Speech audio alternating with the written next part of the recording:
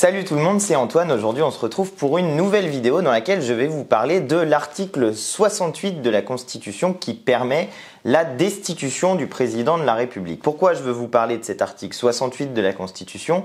Eh bien parce que dans les vidéos que je fais dernièrement, notamment sur ma page Facebook, je reçois beaucoup de commentaires qui me disent « Article 68, il faut faire la destitution de Macron, pourquoi vous faites rien les députés, utilisez l'article 68, montrez que vous avez été élu au service du peuple, personne ne veut de Macron, etc. etc. » Et donc je me suis dit que ça pouvait être intéressant de vous faire une vidéo sur cet article 68 parce que en réalité il n'est pas possible de l'utiliser et justement je voudrais vous expliquer pourquoi. Je vais vous expliquer pourquoi ça n'est pas possible et ce que nous avons fait par ailleurs qui est possible pour le coup mais qui n'a pas marché pour enrayer la politique macroniste. Voilà ce que je vais vous expliquer dans cette vidéo. Je vous invite à la regarder en entier parce que si vous jugez juste sur cette introduction-là en vous disant bah, de toute façon ils servent à rien, etc. Ça sera à côté de la plaque du coup pour la vidéo que j'essaye de faire. Je vous invite à la regarder en entier et puis à me dire à la fin du coup ce que vous en pensez, si vous comprenez ou pas le point de vue qui est le mien et celui de cette constitution de la Ve République à laquelle je suis opposé par ailleurs. Moi je suis pour sortir de la monarchie présidentielle et faire une constitution vraiment démocratique avec une 6e République, le référendum d'initiative citoyenne pour dégager un élu en cours de mandat, par exemple, le référendum révocatoire, proposer une loi, abroger une loi, bref, un référendum d'initiative citoyenne qui donne les pouvoirs, les pleins pouvoirs au peuple français. Voilà ce dont je veux vous parler dans cette vidéo. L'article 68, Macron, destitution, est-ce que c'est possible ou pas? On commence sans plus attendre et c'est parti.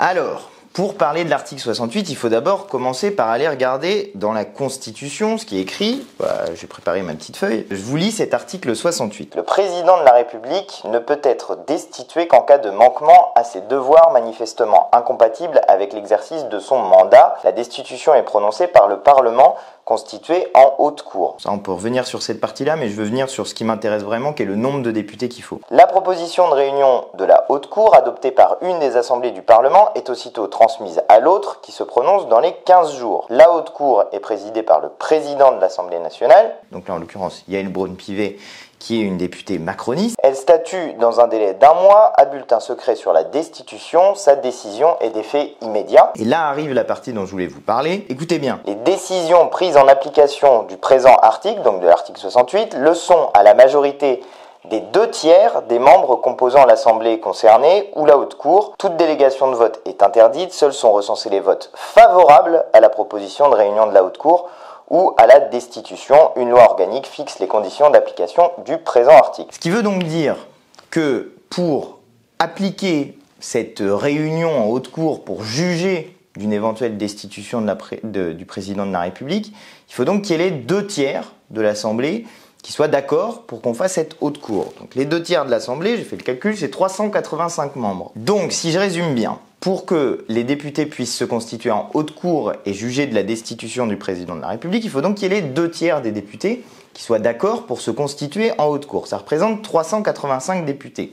On ne note que les propositions qui sont favorables, c'est-à-dire on ne noterait que ceux qui disent « moi je souhaite qu'on réunisse la haute cour pour juger de la destitution du président de la République ». Mais ça veut donc dire que s'il y a 192, parce qu'il y a 577 députés moins 385, ça fait 192. S'il y a 192 députés qui ne sont pas d'accord pour qu'on se réunisse en haute cour et qu'on juge de la destitution de Macron, eh bien, il est impossible de réunir l'Assemblée nationale pour qu'elle devienne une haute cour et qu'elle décide de la destitution de Macron. Or, 192, par le bout par lequel vous voulez le prendre, il y a trop de députés macronistes pour qu'on puisse se réunir en haute cour. Parce qu'il y en a 170 du groupe Renaissance, 51 du groupe Modem et 29 du groupe Horizon. Donc même en imaginant qu'à l'intérieur de la majorité des macronistes, il y ait un groupe qui dise « finalement, nous, on veut la destitution de Macron » et ça ne sera certainement pas le groupe Renaissance, qui est le groupe des macronistes pur jus, pur sucre, où ils sont 170,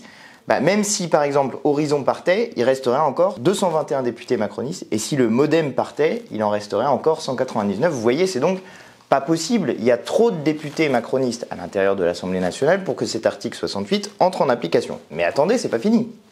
Parce que du coup, moi je suis pas pour dire qu'on est impuissant. Nous, les députés, on a du pouvoir, effectivement, pour essayer d'enrayer un gouvernement quand il prend des décisions qui sont mauvaises. Et c'est notamment ce qu'on a essayé de faire avec le groupe de la France Insoumise lorsqu'on a déposé des motions de censure. Vous l'avez sans doute suivi.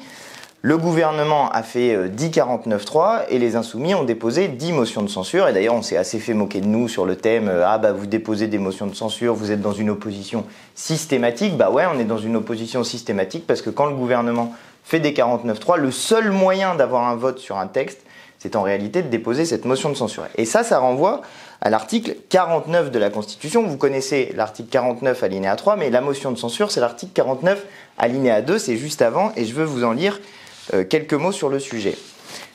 Cet article 49 alinéa 2, qu'est-ce qu'il dit ? Il dit que l'Assemblée nationale met en cause la responsabilité du gouvernement par le vote d'une motion de censure. C'est donc ce dont je suis en train de vous parler. Une telle motion n'est recevable que si elle est signée par 1/10 au moins des membres de l'Assemblée nationale. C'est-à-dire, il y a 577 députés, 1/10 c'est 58, parce qu'on a arrondi au supérieur. Et donc nous, les Insoumis, à nous tout seuls, comme on est 74, on a assez de députés pour déposer une motion de censure. Et à chaque fois que le gouvernement a utilisé le 49.3, avec 58, en l'occurrence 74 députés de la France Insoumise, nous avons signé une motion de censure, nous avons déposé une motion de censure pour que l'Assemblée nationale puisse se prononcer sur la destitution, non pas de Macron, parce que je vous l'ai dit, c'est pas dans nos pouvoirs, mais sur celle du gouvernement, pour essayer de faire tomber ce gouvernement. Alors attendez, ça continue. Elle est donc recevable que si elle est signée que par 1/10 au moins des membres. Ça c'est bon, c'était recevable. Le vote ne peut avoir lieu que 48 heures après son dépôt, ça on s'en fiche. Seuls sont recensés les votes favorables à la motion de censure. Alors là, c'est là que ça devient intéressant et que ça va vous expliquer pourquoi ces motions de censure ne sont pas passées. Parce que du coup, quand vous êtes député, qu'il y a une motion de censure qui est déposée, vous avez un petit bulletin de vote, vous vous saisissez de votre bulletin de vote et vous allez le mettre dans l'urne si vous êtes favorable à la censure, c'est-à-dire favorable à ce qu'on fasse tomber le gouvernement, c'est-à-dire en général opposé au texte sur lequel le gouvernement fait son 49.3.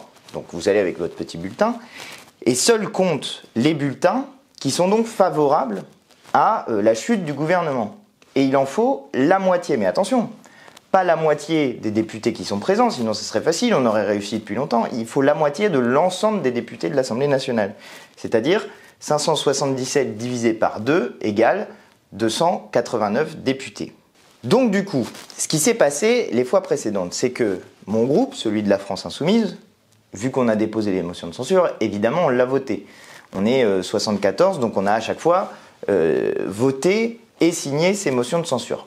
Parfois, l'ensemble de la NUPES a voté avec nous sur ces motions de censure.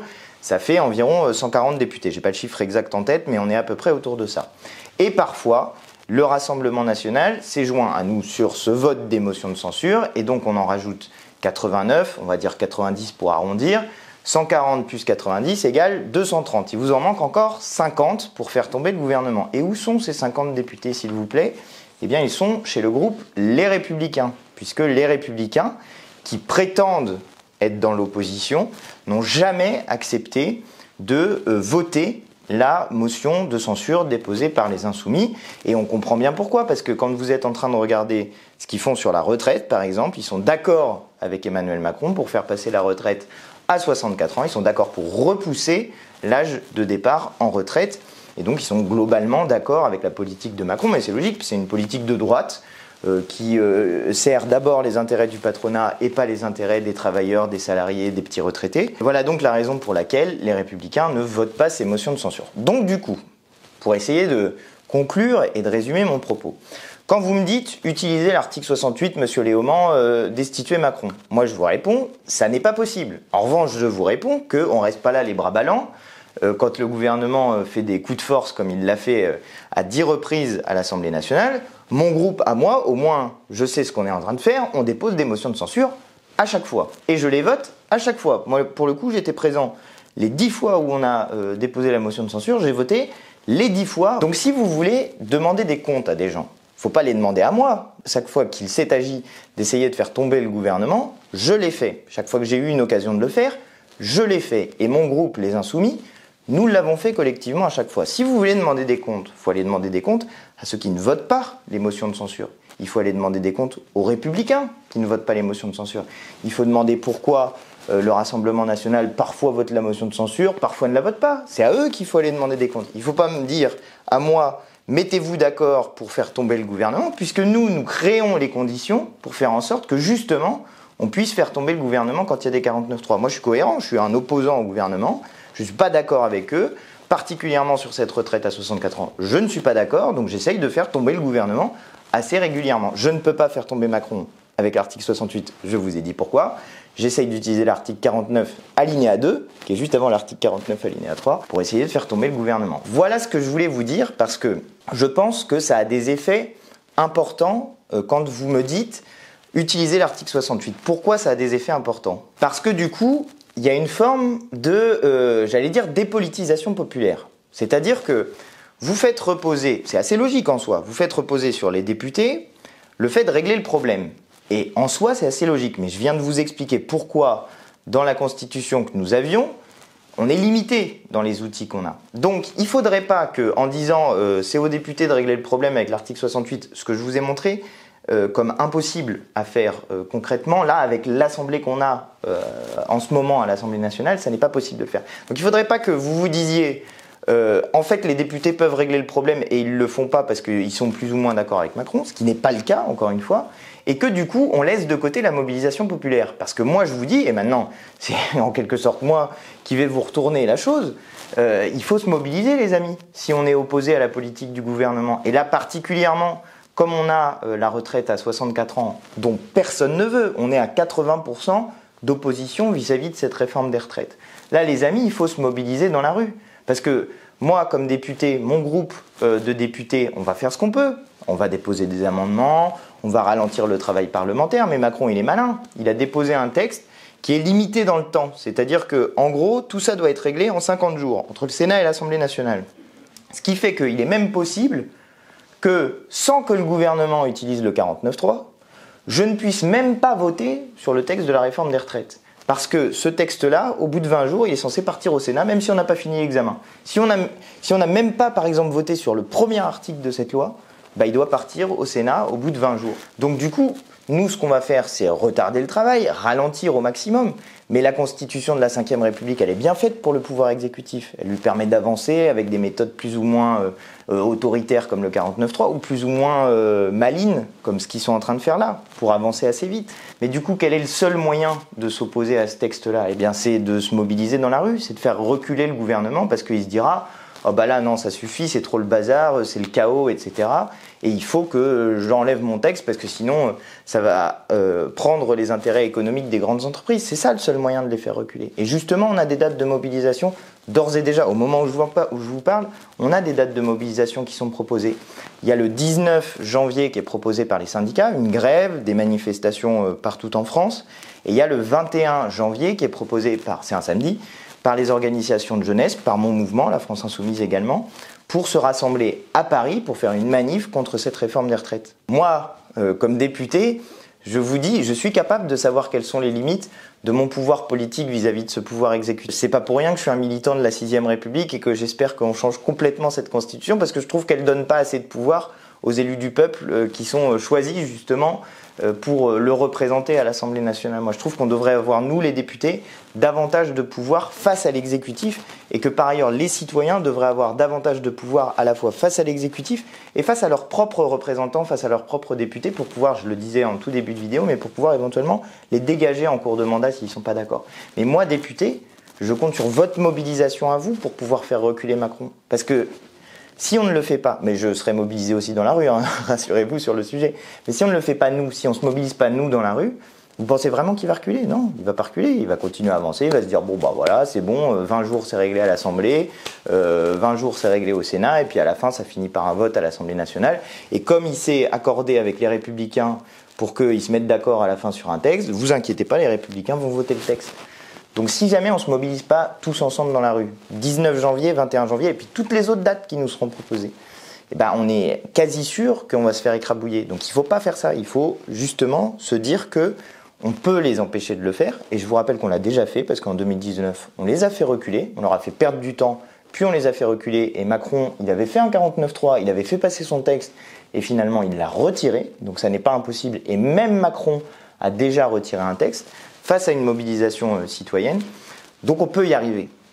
Voilà ce que je voulais vous dire, en espérant que dans les prochaines vidéos, Au lieu de me dire Monsieur Léaumont, faites l'article 68, destituez Macron, vous me direz des choses comme Monsieur Léaumont, merci d'avoir déposé une motion de censure et de l'avoir votée. Je vais interroger les Républicains pour savoir pourquoi ils n'ont pas voté votre motion de censure et éventuellement d'autres députés si jamais ils la votent pas.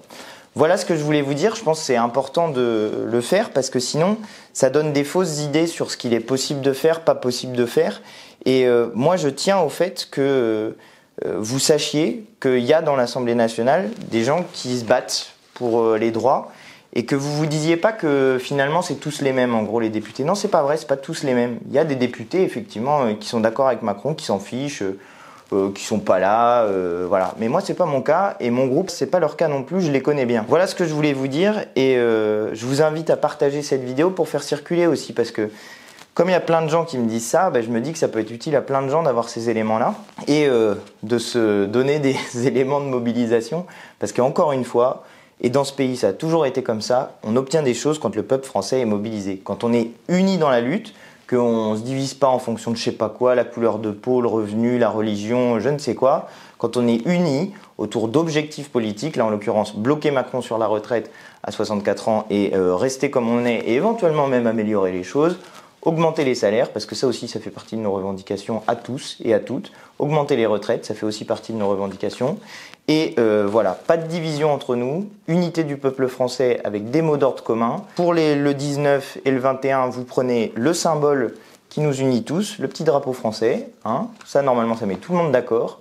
Et rendez-vous dans la lutte pour bloquer Emmanuel Macron sur cette retraite à 64 ans. Et en attendant, je vous dis à très bientôt pour de nouvelles vidéos.